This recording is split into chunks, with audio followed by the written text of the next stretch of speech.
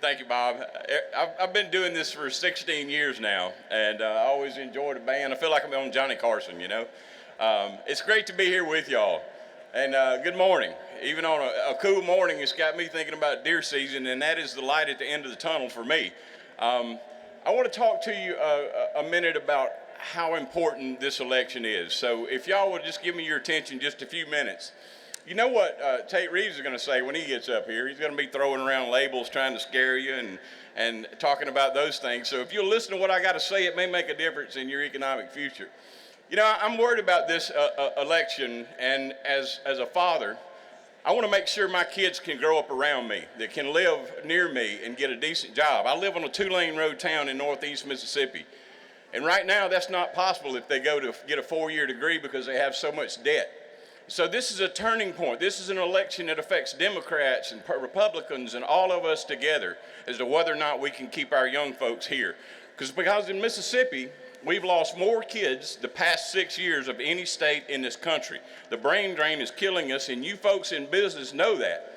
So if there's anything that I hope you remember from me speaking today, it's one figure, and that's 2%. Our rate of growth in Mississippi since 2009 has been 2%. It's the worst economy in the nation. And Tennessee's grown a rate of 23%. Arkansas at 14, Alabama at 11. We are not growing, and there's a reason for that, because we hadn't invested in our people. And some of the ways that I want to mention to you that we can fix our problems is one of them is a road bill. MEC has supported a road bill for the past 5 years over in the legislature, and they had a smoke and mirror session August a year ago that did virtually nothing to fix the real problems of our roads. Infrastructure is one of the 2 building blocks for economic development. The other is, no manufacturing outfit anyway is going to look at you unless you got a 4-lane highway and a school nearby that the executives want to send their kids to. So with that 2% growth is why all our kids are moving to Nashville, Austin, Atlanta. So many of our kids are moving out of our state. And there's some things we can do to fix that. Road bill is one of those. That's 8,000 working people swinging hammers, and that's how you move the economy. The other is health care. Expanding health care in Mississippi would create 10,000 jobs. It would inject $1 billion into our economy. Now think about that a minute now. Our general fund budget is $6 billion. And we've been turning down 1/6 of our general fund budget simply because whose idea it was. Tate Reeves has cost us $5 billion to our state. Every year we would generate $100 million in additional revenues from that, because Louisiana has collected $177 million in additional revenues from $1.8 billion that they would receive. It won't cost us a dime to expand that health care. The hospitals would pick up our match. It's a 10% match. The hospitals would pay that. Other states that have expanded recently, I think it's 37 that have expanded, they have done it without cost to the taxpayers, and that's something we desperately need to do. I mean, the economics tell you we need to do it, but also from the heart, it's 300,000 working people. You know, when they say that's welfare, that money never touches a poor person's hands. It goes into the best paying jobs in rural communities like mine. And we're desperate to keep our rural hospitals open. You know, 5 have closed, 5 have been in bankruptcy over the past 8 years. So we've got to do something to stabilize those rural hospitals, and there's a way that we can do that won't cost us any additional money. The other issue is something that MEC agrees with me on, as well as roads and health care, is education.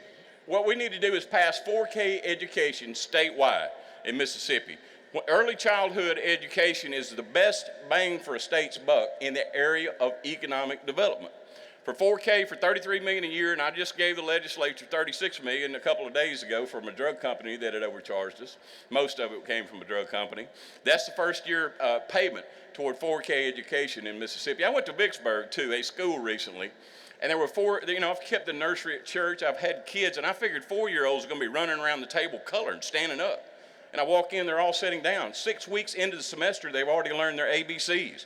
They know their numbers. They're reading from the chalkboard. 4-year-olds now are doing that.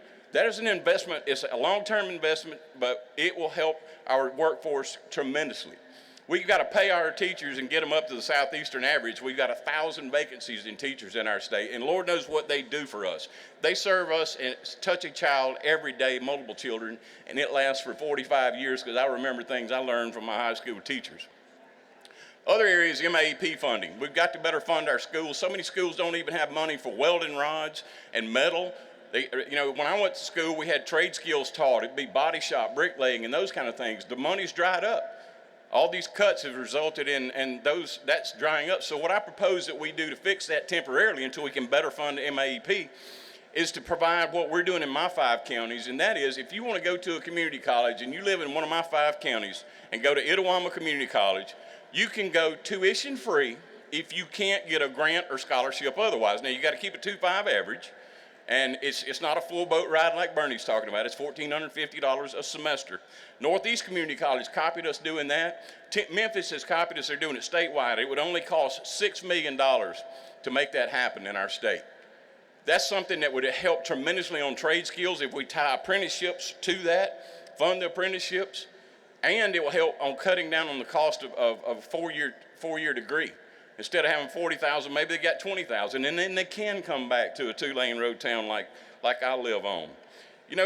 Those are things that are simple. Those are things that will get past the legislature. The votes have been there to do those things the past 8 years. Tate Reeves has just blocked so many of these attempts, and what he's done is he's created an economic problem for our state that we've got to dig out of.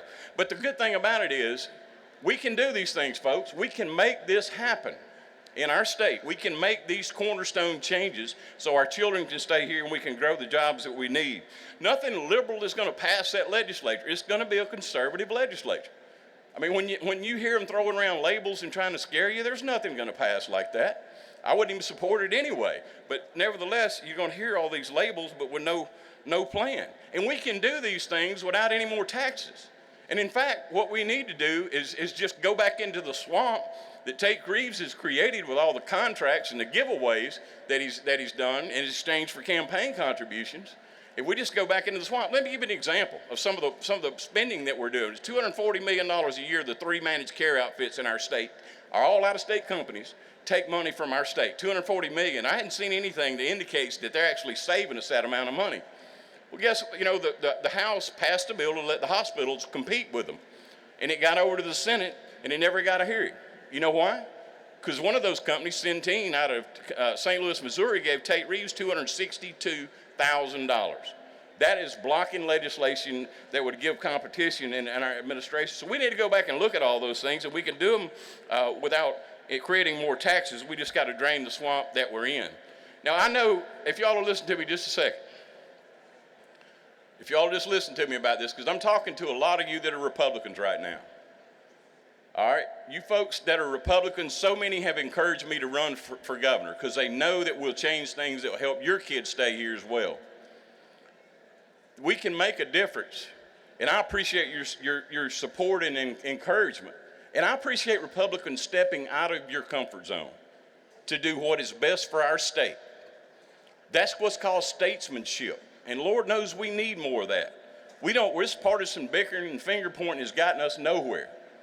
Just as I have as Attorney General, I will govern and work for everybody in a nonpartisan way. And you Republicans that want to vote for me, some of you may go in there and quietly vote and not tell anybody about it, because a lot of legislators told me that Republican legislators that, me and my family are for you, but don't you tell it. I kept hearing that, and that has continued. So I will appreciate your votes in this race, and I will govern with that in mind. One last thing. And that is, I want to make sure that the MEC and you business folks help us come in and do a performance review of our spending in our state. Because we've always had money my entire life to do roads and bridges and education. I don't remember 400 bridges ever being closed in the state, and I'm going to remember back in the 60s and 70s. But in this performance review, I want you to come in and help us figure out where we can save money and where we can stop some contracts that may not be beneficial. A lot of them are. But we're going to take a look at every line item budget, and I'm going to invite you in the governor's office and work with the legislature. I've enjoyed being your Attorney General for the past 16 years. I've been honored by many of your votes and support and prayers. I appreciate your help on November 5th. Thank you. Please vote for Jim Hood, Governor. Thank you. God bless you.